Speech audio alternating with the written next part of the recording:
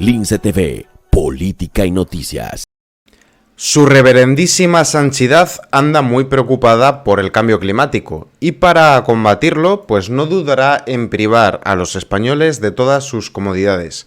Esto decía el otro día: por el planeta, por nuestro futuro, por las próximas generaciones, desde hoy España cuenta con una ley de clima sobre la que construir con decisión un futuro verde, sostenible, justo y próspero para todos, todas. Gracias a quienes han trabajado incansablemente para hacerla realidad. Y comparto una imagen muy fea, muy desagradable.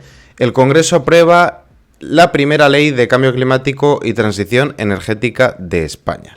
Esto ocurrió el año pasado, pero es que este mismo año, 2022, en Navidades, Sánchez ha hecho algo muy curioso. Lo veremos, pero primero vamos a ver qué es lo que él plantea para nosotros, para la plebe. Porque la plebe es la que se tiene que privar de todas las cosas malas, entiendo yo, porque, hombre, no está hecha la miel para la boca del asno. Y como nosotros no sabemos valorarlo, y en cambio hay que salvar el planeta, pues está muy bien que nos castiguen a nosotros. Lo primero que tenemos por aquí es que España ya ha puesto fecha a la prohibición de los coches diésel y de gasolina. El objetivo del texto legislativo es establecer una hoja de ruta para alcanzar la plena descarbonización de la economía antes de 2050. Entonces, el Pleno del Congreso de los Diputados aprobó el pasado 13 de mayo la Ley de Cambio Climático y Transición Energética de España, que establece los objetivos para alcanzar la plena descarbonización de la economía española antes de 2050. Es decir, tú, currela, tú no tienes derecho a ir al trabajo en coche. Tú vas andando en bicicleta y si llegas sudado o si llueve, eso será tu problema. Pero coche tú no, porque contaminas mucho y hay que salvar al planeta porque nos lo estamos cargando. Eso que te quede claro. Tú no, ni tienes tampoco derecho a ir a ver a tu familia en coche, nada, ya quedaréis una vez al año y punto, con eso ya tienes. Entre los diferentes objetivos que persigue esta ley destaca el ambicioso plan que se ha trazado para reducir de forma drástica las emisiones de gases de efecto invernadero. Para conseguirlo, el gobierno se ha marcado el propósito de recortar en el 2030 al menos el 23% de las emisiones de CO2 respecto a los niveles de 1990 y para ello se ha concretado diversas medidas muy concretas en el terreno de la movilidad. Y aquí tenemos el famoso tuit con el que hemos abierto este directo. Y bueno, una de las medidas más controvertidas ha sido alcanzar para el año 2050 un parque de turismos y vehículos comerciales ligeros sin emisiones directas de CO2. Evidentemente, el precio de los vehículos eléctricos es prohibitivo, con lo cual el vehículo particular se convertirá en un objeto de lujo. Será para los ricos, será para los políticos, no para nosotros. Y no es lo único, porque es que si vemos que es un lujo que no es apto para la plebe el hecho de tener un coche, pues parece ser que el tener electricidad tampoco. Bueno, pues aquí podemos ver esta otra nota.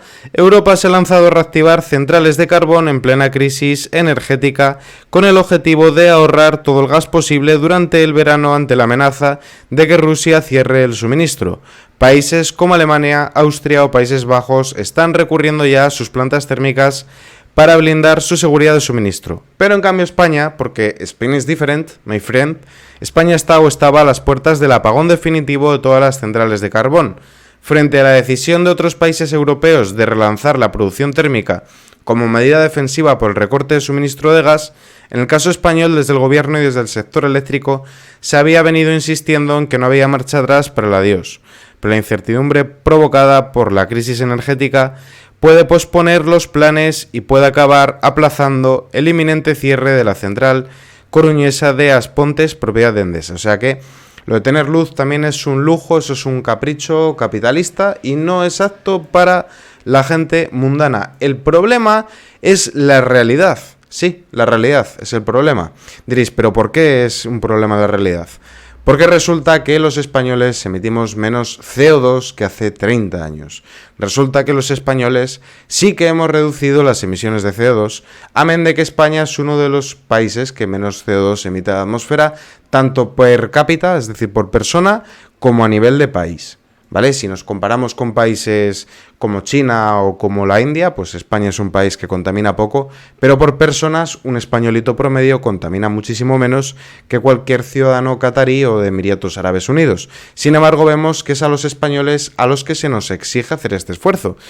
Carlos Cuesta nos dice lo siguiente: el pasado domingo arrancó la cumbre del clima que idolatra a Greta Thunberg y que pretende imponer una severa agenda ecologista a Occidente, mientras que los jefes de Estado de los países más contaminantes como China, Rusia o India ni siquiera asistieron a la cita. En el caso de España, las emisiones de CO2 de nuestro país en la atmósfera no han aumentado, sino que son un 30% más bajas que en el año 2000.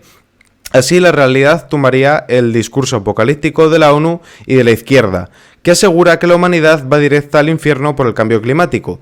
La cumbre durará 2 semanas y contará con la participación de 40.000 delegados.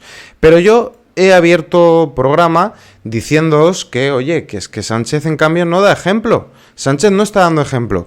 ¿Qué es lo que ha hecho Antonio Sánchez estas Navidades que no se corresponde para nada con esto que él dice, ¿no? De que por el planeta, por nuestro futuro, por las próximas generaciones, ley de clima?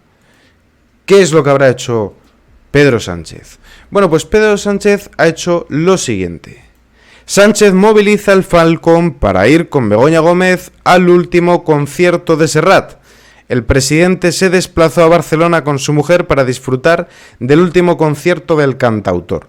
Lo que aquí tenéis que entender, ¿vale?, es que a diferencia de vuestros coches que usáis para ir a trabajar, o a diferencia de que pongáis la calefacción o encendáis la luz, el Falcon es un medio de transporte ecoresiliente, sostenible, no genera ecoansiedad, no contamina, porque funciona con amor y buena voluntad de la izquierda. Así es como funciona el Falcon. El Falcon no contamina. O eso, o es que Antonio Sánchez es un hipócrita que pretende jodernos la vida a nosotros, mientras que él hace lo que le da la gana, que también puede ser.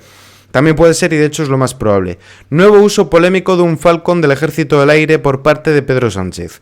El jefe del Ejecutivo asistió esta noche al último concierto de Joan Manuel Serrat en el Palau Sant Jordi en Barcelona, culminación de su gira de despedida.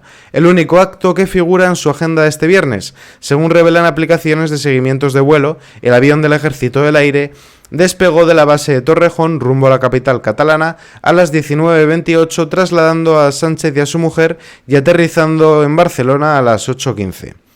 El presidente, que pidió ahorro energético y predica contra el cambio climático, sumó un nuevo uso cuestionable de este avión que utilizó junto a su mujer para asistir al concierto, al que acudieron también otros políticos, entre ellos el ministro de Cultura y Transporte, Miquel Iceta, el de Asuntos Exteriores, José Manuel Álvarez, el de Universidades, Joan Subirats, y la delegada del Gobierno en Cataluña, María Eugènia Gay.